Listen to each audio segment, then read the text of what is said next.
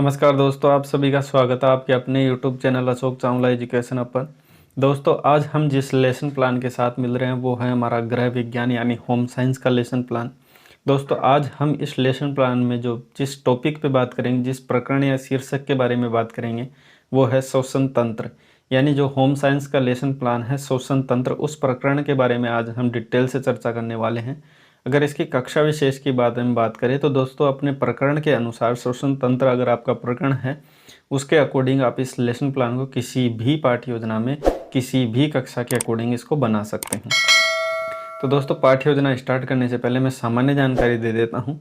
उसमें ये है कि आप जो भी कक्षा में पढ़ाने जाते हो, जिस भी कक्षा में आप इस पाठ का प्रस्तुतिकरण करना चाहते हो, तो उससे पहले आपको ब्लैक बोर्ड स्किल दिखानी होती है, जिससे संबंधित आपको कक्षा, कालांश, विषय, दिनांक, दिवस, अवधि इत्यादि इन सभी विषय या उपविषयों का वर्णन वहाँ पे ब्लैक बोर्ड पर करना होता है। और ये ब्लैक बोर्ड आप स्किल कंप्लीट करने के बाद जो प्रकरण है ये केवल प्रकरण लिख के ही छोड़ देना है, इसका नाम है, आपको उसमें फ्लिप नहीं करना है। जब आप उद्देश्य कथन करते हो यानी प्रस्तावना के बाद जब आप उद्देश्य कथन करते हो, उस उद्देश्य कथन में ही आप श्वसन तंत्र यानी जो आपका जो भी प्रकरण हो उस समय हम इस पाठ प्रकरण को लिखते हैं, उससे पहले यहाँ पे नहीं लिखा जाता है। ये बात आपको पता होनी चाहिए। उसके बाद बढ़ते हैं अपने कुछ सामान्य उद्देश्य, जो कि हम पाठ्य योजना में इस चीज़ों को महत्वपूर्ण बनाते हैं। उसमें देखिए, सबसे पहले हम बात करते हैं कि सामान्य उद्देश्य। और सामान्य उद्देश्य में मैं पहले भी बता चुका हूँ कि सामान्य उद्देश्य होते हैं हमारे विषय से संबंधित होते हैं। जैसे आज का हमारा विषय है होम साइंस या फिर गृह विज्ञान, तो गृह विज्ञान से रिलेटेड जितने भी उद्देश्य होंगे वो हमारे कैसे उद्देश्य होंगे, सामान्य उद्देश्य। क्योंकि हमारा विषय होता है वो सामान्य होता है, इसलिए वो सामान्य उद्देश्य कहे जाते हैं। और हमारा प्रकरण होता है वो प्रकरण होता है हमारा विशिष्ट, यानी विशिष्ट जो प्रकरण होता है, इसलिए हम उसके उद्देश्य को विशिष्ट उद्देश्य कहे जाते हैं। जैसे सामान्य उद्देश्य की अगर हम बात करें तो छात्रों में गृह विज्ञान के प्रति रुचि उत्पन्न करना, ठीक है। घरेलू कार्यों के प्रति बच्चों में रुचि उत्पन्न करना, यानी गृह विज्ञान हम पढ़ रहे हैं तो बच्चों में गृह यानी घर से संबंधित जितने भी कार्य हैं उन सभी को बच्चों में ज्ञान करवाना है। गृह प्रबंधन के बारे में जानकारी देना कि घर को किस प्रकार से उनको अच्छा रखा जाता है, किस प्रकार की उनकी सजावट रखी जाती है, किस प्रकार का उनका प्रबंधन किया जाता है। मैनेजमेंट से संबंधित जितनी बातें हैं वो बच्चे को ज्ञान करवाना।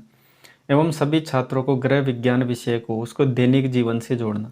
यह सबसे इम्पोर्टेंट माना जाता है कि गृह विज्ञान जो आज हम विषय से संबंधित उद्देश्यों को पढ़ रहे हैं उसमें सबसे उद्देश्य अच्छा ये माना जाता है कि अपने जो भी दैनिक जीवन में नित्य जीवन में जो भी चीज़ें कर रहे हैं उनसे संबंधित हम गृह विज्ञान विषय को जोड़ें। और उसके बाद देखिए, अंतिम जो उद्देश्य है वो है चारों कौशलों का विकास करना। अब चारों कौशलों का मतलब आप समझते ही होंगे कि सुनना, बोलना, पढ़ना, लिखना इत्यादि जो चारों कौशल हैं, एक पाठ्य योजना का मुख्य उद्देश्य यही माना जाता है कि आप बच्चे में संपूर्ण तरीके से, यानी बच्चे का अगर विकास, आप सर्वांगीण विकास पर ज़्यादा ध्यान दें तो वो पाठ्य योजना ज़्यादा उचित मानी जाती है। ये हो गए हमारे सामान्य उद्देश्य। आई होप आपको सब समझ में भी आ गए होंगे। उसके बाद देखिए, कुछ विशिष्ट उद्देश्य की हम बात कर लेते हैं। तो विशिष्ट उद्देश्य हमारे प्रकरण से संबंधित होते हैं या हमारे शीर्षक से संबंधित होते हैं, जिसमें पहला उद्देश्य देखिए, छात्रों को श्वसन तंत्र का ज्ञान करवाना। यानी बच्चों को आज हम श्वसन तंत्र पढ़ाने वाले हैं तो वो ज्ञान करवाएंगे। उसके बाद दूसरा देखिए, श्वसन तंत्र के महत्व, कार्य व प्रकार के बारे में जानकारी देंगे, यानी उसके संबंधित डिटेल्स बच्चों को देंगे। एवं छात्रों में स्वस्थ रहने की क्षमता का उत्पन्न करना, यानी बच्चों में स्वस्थ किस प्रकार रखा जाता है, किन किन चीज़ों का सेवन करने से स्वस्थ शरीर को रखा जाता है इत्यादि बातों को बताना। एवं सभी छात्र श्वसन तंत्र का प्रयोग दैनिक जीवन में अच्छे प्रयोग में कर सकेंगे। तो ये सामान्य बातें बताना कि श्वसन तंत्र का प्रयोग हम दैनिक जीवन में किस प्रकार कर सकते हैं। उसके बाद देखिए, अगला बिंदु है वो है शिक्षण सहायक सामग्री। शिक्षण सहायक सामग्री वो सामग्रियाँ होती है, एक छात्र अध्यापक या छात्र अध्यापिका को पाठ को प्रस्तुत करते समय किन किन चीज़ों की सहायता ली जाती है, उस समय वो चीज़ें ही क्या कहलाती है, सहायक सामग्री कहलाती है। और ये शिक्षण में ही यूज़ ली जाती है, वो पाठ्य योजना में यूज़ ली जा रही है, इसलिए इसे शिक्षण सहायक सामग्री कही जाती है। तो इसमें देखिए, चौक हो गया, डस्टर हो गया, संकेतक हो गया, लपेट फलक हो गया एवं श्याम पट है, ये सभी इत्यादि सहायक सामग्री कही जाती है। अगर आप चाहे तो इसमें चार्ट पत्र का भी प्रयोग कर सकते हैं, क्योंकि चार्ट पत्र का प्रयोग आप करते हो हालांकि बहुत से बच्चे नहीं करते हैं और चाहते भी नहीं कि चार्ट पत्रों का प्रयोग किया जाए, क्योंकि उससे बचना ही ज़्यादा उचित माना जाता है लेसन प्लानों में। लेकिन मैं चाहता हूँ अगर आप बनाओ तो बहुत अच्छा रहेगा, क्योंकि इसमें क्या है कि बच्चे प्रभावित होते हैं और आपकी पाठ्य योजना है वो बच्चों को इजीली समझ में आती है और आप भी अच्छे से एक्सप्लेन कर सकते हो, मेरा मानना है। बाकी आपको जो ठीक लगे, अगर करना चाहते हो चार्ट पत्रों का प्रयोग तो अच्छी बात है, तो यहाँ पे चार्ट पत्र लिख देना। अगर नहीं करना चाहते हो तो 90% बच्चे नहीं करना चाहते रहते हैं, इसलिए मैंने ये नहीं रखा है। बाकी आप करना चाहते हो तो यहाँ पे लिख देना, और चार्ट पत्र में ये जो भी डिटेल्स आप पढ़ाने चाहते हो उसमें मुख्य बिंदुओं को नोट करके और डायग्राम के माध्यम से बता देना। उसके बाद बढ़ते हैं अगला बिंदु पर, जो कि है पूर्व ज्ञान। अब बच्चों को आज हम जो पाठ्य योजना पढ़ाने जा रहे हैं उससे संबंधित बच्चों को पूर्व में कितना ज्ञान है, उस ज्ञान को बच्चों से जानना ही क्या कहलाता है, पूर्व ज्ञान। क्योंकि हमारी जो पाठ्य योजना का जो इंटरेक्ट होता है ना, वो पूर्व ज्ञान से नवीन ज्ञान की तरफ होता है, सरल से कठिन की तरफ होता है। तो बच्चों में पूर्व ज्ञान को जान लेना ही उचित माना जाता है, तभी ही हम बच्चों को नवीन ज्ञान दे सकते हैं। अगर बच्चे में पाठ से संबंधित जो आज हम पढ़ा रहे हैं उससे संबंधित बच्चों में पूर्व ज्ञान नहीं होगा तो उसको नवीन ज्ञान दे ही नहीं सकते। तो इससे संबंधित पूर्व ज्ञान है, तो इससे संबंधित देख लेना कि छात्र शोषण के विषय में पढ़ चुके हैं, इसके बारे में सामान्य जानकारी रखते हैं। तो ये बातें हैं, बच्चे पढ़ चुके हैं इस चीज़ में पहले कक्षाओं में। इससे संबंधित देखिए, मैं थोड़ा इसको कम कर लेता हूँ। हाँ देखिए, प्रस्तावना पर आते हैं अगले बिंदु पर। अब प्रस्तावना में पहला प्रश्न देखिए, इसमें 2 कॉलम बनते हैं, एक छात्र अध्यापक या छात्र अध्यापिका क्रिया और दूसरा होता है छात्र क्रिया। इसमें छात्र प्रश्न पूछता है और बच्चे का जो नवीन ज्ञान है वो प्रवेश करवाने की कोशिश करता है। और छात्र क्रिया में क्या होता है कि छात्र इन प्रश्नों का उत्तर देने का प्रयास करता है। इसके लिए वो बाध्य नहीं है, ये ध्यान रखना, इन प्रश्नों के लिए वो बाध्य नहीं है, केवल प्रयास करेगा उत्तर देने का। उसमें पहला प्रश्न देखिए, जीव सांस लेने में कौन सी गैस को ग्रहण करते हैं। तो जीव है, अपन भी जीव ही हैं, जो जीवित है वो जीव है। तो जीव सांस लेने के लिए कौन सी गैस ग्रहण करते हैं, तो वो ऑक्सीजन को ग्रहण करते हैं। बच्चे इसका उत्तर दे देंगे। दूसरा प्रश्न देखिए, जीव कौन सी गैस को बाहर निकालते हैं। तो CO2 यानी कार्बन डाइऑक्साइड, मैंने यहाँ शॉर्ट में लिखा है, आप कार्बन डाइऑक्साइड भी लिख लेना। तीसरा प्रश्न देखिए, शोषण किसे कहते हैं। तो O2 यानी ऑक्सीजन को अंदर लेना और CO2 यानी कार्बन डाइऑक्साइड को बाहर निकालना, तो ये कहलाता है शोषण। चौथा प्रश्न है, शोषण क्रिया में भाग लेने वाले अंगों को क्या कहते हैं। तो शोषण तंत्र, यानी शोषण की क्रिया में जो जो अंग काम में आ रहे हैं वो शोषण तंत्र कहलाते हैं। उसके बाद देखिए पांचवा प्रश्न, शोषण तंत्र के बारे में आप क्या जानते हैं। तो ये बच्चा संभावित उत्तर देगा इसका। ये ध्यान रखना, यहाँ पे जो बच्चे गलती करते हैं वो ध्यान रखना, यहाँ पे बच्चे को आपको मौन नहीं करना। हालांकि मैं पिछली पाठ्य योजना में भी बता चुका हूँ, लेकिन कई बच्चे हो सकते हैं इसी पाठ्य योजना में नए जुड़ रहे हों, तो उनसे संबंधित मैं बता दूं कि यहाँ बच्चे को आप मौन नहीं करना है, क्योंकि बहुत से बच्चे यहाँ पे मौन कर देते हैं। आपको पता होना चाहिए कि आज की जो एजुकेशन सिस्टम है वो चाइल्ड सेंट्रेड है, बाल केंद्रित शिक्षा है आज की। तो बाल केंद्रित शिक्षा में बालक को अब मौन रखोगे तो फिर कैसे चलेगा। तो बालक हमेशा कुछ ना कुछ बोलेगा, क्योंकि उसको पूर्व ज्ञान है, तभी तो आप नवीन ज्ञान दे रहे हो ना। और पूर्व ज्ञान है तो थोड़ा बहुत तो बताएगा ना, इसलिए वो संभावित तो उत्तर देगा ही देगा, लेकिन जो आप पूछना चाह रहे हो वो नहीं दे पाएगा। इसलिए बच्चा समस्यात्मक होगा, और जहाँ पे बच्चा समस्यात्मक होता है वहाँ पे अगला बिंदु है उद्देश्य कथन।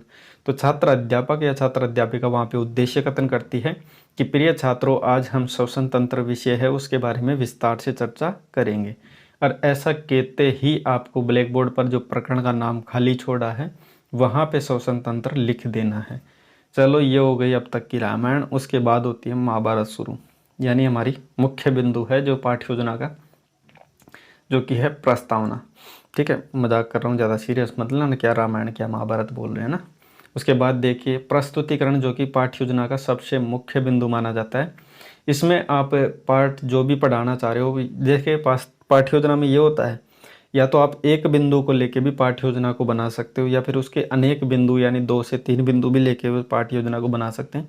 तो जितनी डिटेल्स आप दे के पढ़ाना चाहते हो उतनी पढ़ा सकते हो। इसमें कोई बाध्यता नहीं है कि आप इतनी बड़ी पाठ्य योजना कोई बच्चों के सामने प्रस्तुत करें। कई बार एक छोटे से बिंदु के माध्यम से भी पाठ्य योजना बनाई जा सकती है। तो इसमें जितने मेरे को जानकारियाँ मिली उससे संबंधित मैं ये बना रहा हूँ, तो उससे संबंधित देख लीजिएगा कि पहला जो बिंदु है इसमें शोषण क्रिया व शोषण तंत्र, यानी शोषण क्रिया और शोषण तंत्र के बारे में बच्चों को बताएंगे। शरीर के, देखिए इसमें डिटेल्स है जो हालांकि आप पढ़ पा रहे होंगे, इसमें देख सकते हो। अगर कोई समस्या आती है तो आप कमेंट के माध्यम से बता सकते हो। इसमें मैं थोड़ा जल्दी से पढ़ देता हूँ ताकि आपको समझ में आ जाए कि अगर कुछ चीज़ें गलत भी आपको दिख नहीं रही हो स्पष्ट रूप से, तो अब मैं बोल रहा हूँ तो उससे समझ लेना। तो शरीर के जो अंग श्वसन क्रिया में भाग लेते हैं उनके सम्मिलित रूप को श्वसन तंत्र कहा जाता है। श्वसन तंत्र के दो मुख्य कार्य, एक तो पहला तो क्या है, वातावरण से ऑक्सीजन लेकर शरीर के प्रत्येक कोशिकाओं को पहुंचाना, तथा दूसरा कार्य कोशिकाओं द्वारा उत्पन्न कार्बन डाइऑक्साइड को शरीर से बाहर निकालना। उसके बाद आगे बढ़ते हैं और यहाँ पे 3 कॉलम बनते हैं जो कि आप ध्यान रखना। पहला छात्राध्यापक क्रिया, छात्राध्यापक कथन जिसे हम कहते हैं। दूसरा छात्र कथन जिसमें छात्र इसको ध्यानपूर्वक सुनता है और जो मुख्य बिंदु छात्राध्यापक नोट करवाता है उनको अपनी नोटबुक में लिखता रहता है। तो इतनी सी बात यहाँ पे लिखनी है। शामपट कार्य में क्या होता है कि शामपट कार्य में छात्र अध्यापक या छात्र अध्यापिका जो अपना ब्लैक बोर्ड होता है पीछे, उसमें जो पाठ पढ़ाते समय जो मुख्य मुख्य बिंदु आते हैं उनको खुद वहाँ पे लिखता रहता है, लिखती रहती है और छात्र उसी को नोटबुक में नोट करते रहते हैं। ये हो गई इतनी बातें। उसके बाद देखिए दोनों कॉलम आप मुख्य बिंदु यहाँ पे दिख रहे होंगे। उसके बाद आगे बढ़ते हैं। छात्र अध्यापक क्रिया में क्या बताता है छात्र अध्यापक कि सांस लेने को प्रश्वसन तथा निकालने को उच्छ्वासन या फिर निश्वासन कहते हैं। यानी सांस को अगर बच्चा अंदर ले रहा है तो उसे प्रश्वसन कहते हैं, जिसमें और निकालने को क्या कहते हैं, निश्वासन।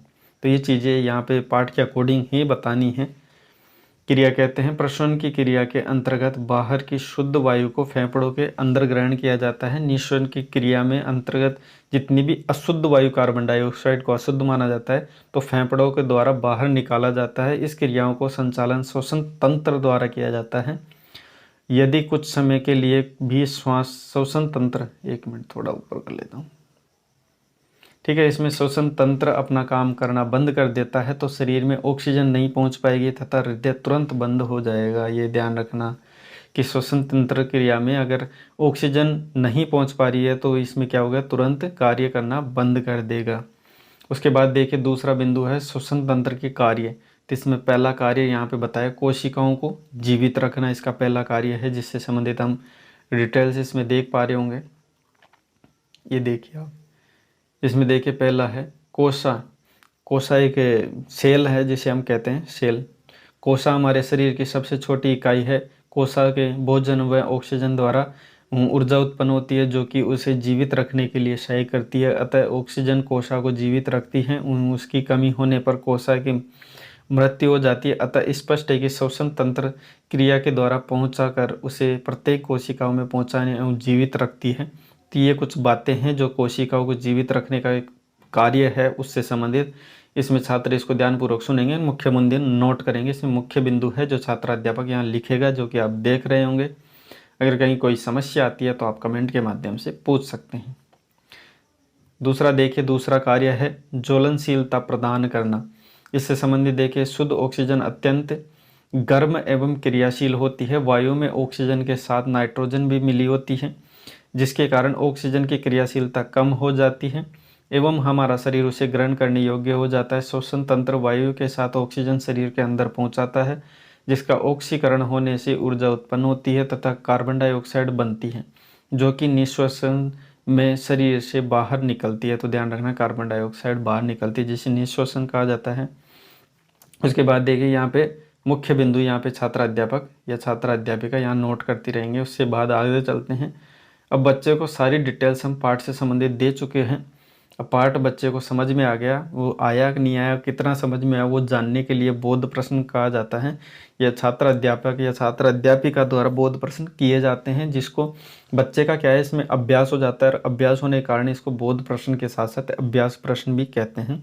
जिसमें पहला प्रश्न देखिए, श्वसन तंत्र में श्वसन तंत्र किसे कहते हैं। तो यहाँ छात्र पढ़ चुका है तो जवाब देगा श्वसन क्रिया में भाग लेने वाले अंग। दूसरा श्वसन या प्रश्वसन किसे कहते हैं। तो सांस को अंदर लेना यानी O2 को अंदर लेना। निश्वसन क्रिया किसे कहते हैं। तो सांस को बाहर छोड़ना यानी CO2 को बाहर निकालना। चौथा देखिए, प्रश्वसन की क्रिया के अंतर्गत कौन सी वायु अंदर ली जाती है। तो यहाँ पे शुद्ध वायु है जिसको अंदर लिए, क्योंकि ऑक्सीजन की जो वायु है उसको शुद्ध माना जाता है तो वो अंदर ली जाती है। तो ये हो गए बोध प्रश्न। बोध प्रश्नों से जान लिया कि बच्चे में IQ अच्छा है, बच्चों ने अच्छा समझा, बच्चों का अच्छा बोध हुआ, बोध यानी ज्ञान होता है। उसके बाद देखिए कुछ मूल्यांकन प्रश्न किए जाते हैं जो कि छात्र अध्यापक द्वारा किए जाते हैं। इसमें क्या है कि संपूर्ण विषय वस्तु है जो हमने पढ़ाई है, तीनों टॉपिक हमने पढ़ाए हैं, उससे संबंधित बच्चों को पूरे संपूर्ण जो पाठ्य वस्तु है उसको आधार मानकर प्रश्न किए जाते हैं। जिसमें पहला प्रश्न देखें, कोसा में किसके द्वारा ऊर्जा उत्पन्न की जाती है, तो ऑक्सीजन के द्वारा। दूसरा प्रश्न देखिए, ऑक्सीजन की कमी होने पर किसकी मृत्यु हो जाती है, तो कोसा की मृत्यु हो जाती है। ये पाठ के अकॉर्डिंग है। हालांकि ऑक्सीजन अगर मनुष्य को नहीं मिलता है तो मनुष्य भी टपक जाता है, लेकिन इसमें कोसा की मृत्यु बताई गई है पाठ के अकॉर्डिंग, तो वही अपने को ध्यान रखना है।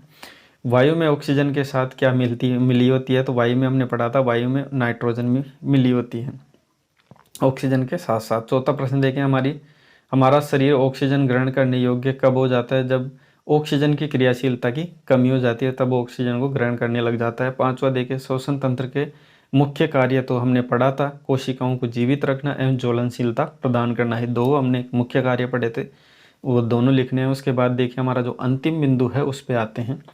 जो अंतिम बिंदु है हमारा गृह कार्य, होमवर्क। अब बच्चे को होमवर्क क्यों दिया जाता है, तो ये भी आपको पता होगा कि बच्चे का जो स्कूल से या विद्यालय से जाने के बाद जो फ्री टाइम होता है, उस फ्री टाइम का सदुपयोग करने के लिए होमवर्क दिया जाता है, जिसमें प्रश्न ऐसा होना चाहिए जिसमें संपूर्ण विषय वस्तु उसमें इंक्लूड हो जाए, ऐसा प्रश्न हम इसमें देते हैं। तो पहला प्रश्न इसमें देखिए, सभी छात्र श्वसन तंत्र पर विस्तार पूर्वक लिख कर ले। अब श्वसन तंत्र हमने पढ़ाया है, तो इससे संबंधित विस्तार पूर्वक लिखने के बच्चे को कहा गया, तो संपूर्ण श्वसन तंत्र बच्चा पढ़ के आएगा, लिख के लेके आएगा।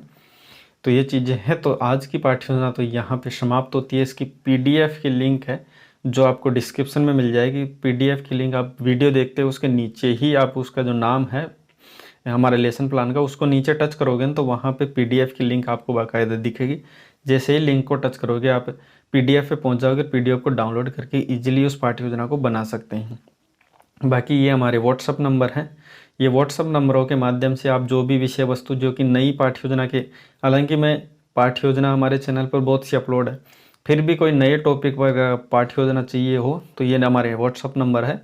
यहाँ पे व्हाट्सअप के माध्यम से आप विषय वस्तु भेजकर नई पाठ्य योजना की मांग कर सकते हैं। वहाँ पे हम विषय वस्तु भेजने के, आपके द्वारा अगर विषय वस्तु भेजी जाती है तो उसके 1 या 2 दिन बाद आपको वो लेसन प्लान प्रोवाइड करवा दिया जाता है। बाकी हमारा चैनल है अशोक चावला एजुकेशन हब, बिना कहीं आपने सब्सक्राइब कर दिया होगा तो तमाम दोस्तों में आप शेयर भी करा करो इसको, क्योंकि उसी के साथ हमारे नए बच्चे जुड़ते हैं और हमारे को मोटिवेशन मिलता है और हम रोज़ ऐसी ही नई नई पाठ्य योजना आपके लिए अपलोड करते रहते हैं। तो अभी के लिए इतना ही, मिलते हैं नेक्स्ट पाठ्य योजना में। वीडियो देखने के लिए आपका बहुत बहुत धन्यवाद।